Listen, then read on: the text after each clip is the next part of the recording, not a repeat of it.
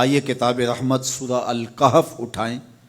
اللہ تعالیٰ نے ایک واقعہ بیان کیا ہے حضرت موسیٰ اور حضرت خضر علیہ السلام کا، کہ حضرت موسیٰ علیہ السلام عزم مصمم کر کے جب چلے تو اللہ فرماتا ہے کہ ہم نے حضرت موسیٰ علیہ السلام کو جس بندے کی نشانی بتائی تھی وہ بندہ ان کو وہاں مل گیا۔ سفید چادر اوڑے حضرت خضر علیہ السلام وہاں لیٹے ہوئے تھے، تو یہ جا کے ان کے پاس کھڑے ہو گئے کہ حضرت میں آپ کی خدمت میں اس لیے آیا ہوں کہ اللہ نے آپ کو جو خصوصی علم عطا کیے ہیں میں ان کو سیکھنے کی غرض سے آپ کی چوکھٹ پہ آیا ہوں۔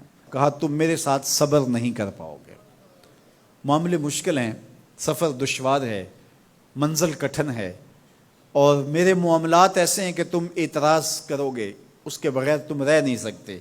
حضرت موسیٰ علیہ السلام نے کہا اگر اللہ نے چاہا تو آپ دیکھیں گے میں صبر کروں گا اور آپ کے کسی حکم کی کسی کام کی میں نافرمانی نہیں کروں گا، کسی کام کا انکار نہیں کروں گا۔ کہا کہ اچھا شرط یہ ہے کہ جو میں کروں اس پر تم اعتراض نہیں کرو گے، سوال نہیں کرو گے، یہاں تک کہ میں خود ہی نہ بتاؤں۔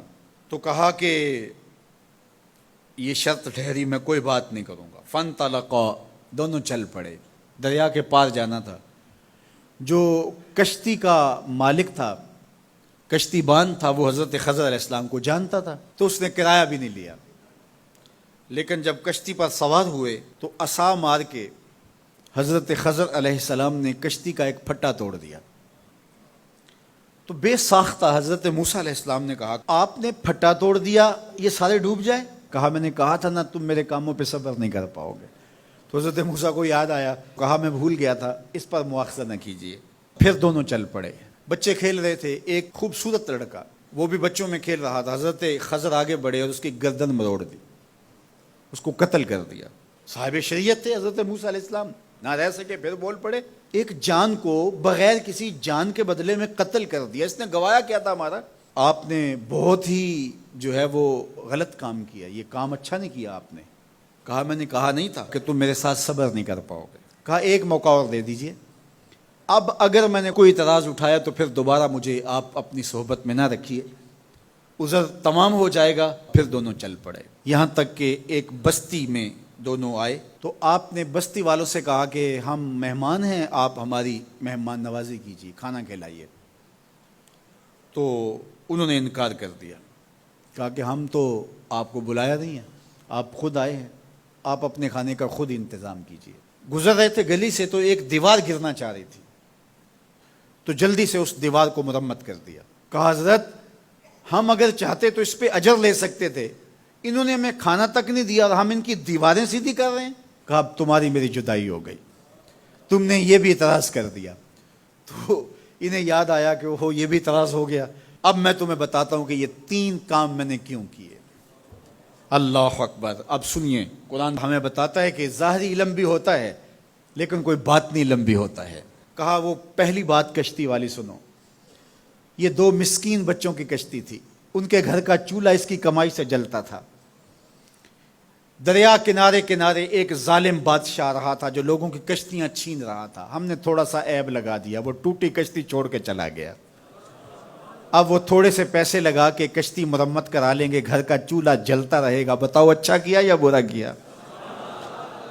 کہا رہی بات اس بچے کی جس کو ہم نے قتل کیا، اس کے ماں باپ مومن تھے، نیک تھے، صالح تھے، بچے نے بڑا ہو کے بہت برا ہونا تھا، ہم نے اس کو قتل کر دیا، اللہ اس کے بدلے ان کو بہتر اولاد دے گا۔ علماء تفسیر نے لکھا ہے اس بچے کے بدلے میں اللہ نے ان والدین کو ایک بیٹی عطا کی جس کی نسل سے 70 نبی پیدا ہوئے۔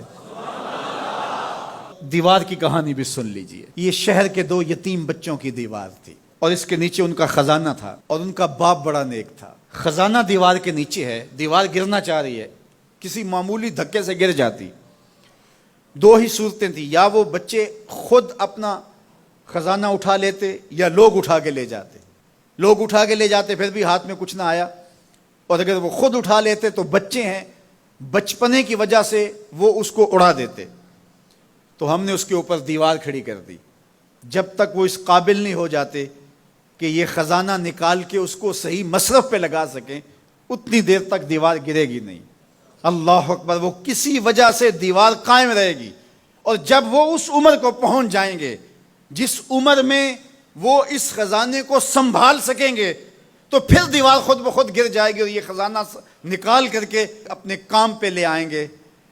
میں جب پہلی مرتبہ اس کو جو ہے وہ غور کے ساتھ تلاوت کیا تو مجھے یہ لگا کہ اس کا انطباق پاکستان کے حالات پہ بھی ہو سکتا ہے، اس لیے کہ یہ بھی یتیموں کا سرمایہ ہے۔ کتنے یتیم روتے بلکتے رہ گئے اور ان کے سر سے جو ہے وہ سائے اٹھ گئے اس وطن کے لیے، لیکن میرے مالک نے اس ملک کے خزانوں پر گہرے پہاڑ اور بڑی بڑی دیواریں کھڑی کر دی ہیں۔ جب تک یہ قوم بلوغت تک نہیں پہنچے گی اتنی دیر تک وہ خزانے ظاہر نہیں ہوں گے، اور جب یہ قوم اپنی بلوغت تک پہنچے گی، شعوری بلوغت، فکری بلوغت، علمی بلوغت، اور رب سے جو وعدہ کیا تھا پاکستان کا مطلب کیا، لا الہ الا اللہ، جب اس بلوغت تک یہ پہنچ جائے گی، اس وعدے کی تکمیل ہوگی، پھر رب دیوار ہٹا دے گا اور پاکستان کو اللہ اتنے خزانے دے گا اور پاکستان ایسا مالا مال ہوگا دنیا دیکھنے آئے گی انشاءاللہ۔ اس لیے رب نے دیواریں بنا کے رکھی۔ تمہارا باپ معین الدین چشتی بڑا نیک تھا، تمہارا باپ داتا گنج بخش علی حجویری بڑا نیک تھا، تمہارا باپ حضرت مجدد الف ثانی بڑا نیک تھا، ان کی وجہ سے میں دیواریں کھڑی کر رہا ہوں اور مضبوط حصار لگا رہا ہوں تمہارے خزانوں پر، اور وہ وقت آئے گا جب تم بلوغت کی عمر کو پہنچو گے دیواریں ہٹ جائے گی اور تمہارا وطن زمانے پہ مہکتے پھول کی طرح اور چمکتے ستاروں کی طرح اور روشن آفتاب کی طرح چمکتا اور مہکتا دکھائی دے گا، اور زمانہ پاکستان دیکھنے آئے گا، پاکستان دنیا کی قیادت کرے گا انشاءاللہ۔ تو کہا یہ تعویل ہے ان باتوں کی جو باتیں میرے رب نے مجھے بتائی، اور یہ میں نے اپنی مرضی سے نہیں کہیں، اور جو میں نے کیا اپنی مرضی سے نہیں کیا۔ تو یہ باطنی باتیں ہیں، شاید یہ باطنی باتوں کے جوش میں یہ بات بھی میں کر گیا۔ وہ کیا کسی نے کہا تھا کہ بھری محفل میں ایک راز کی بات کہہ دی، بڑا بے ادب ہوں سزا چاہتا ہوں۔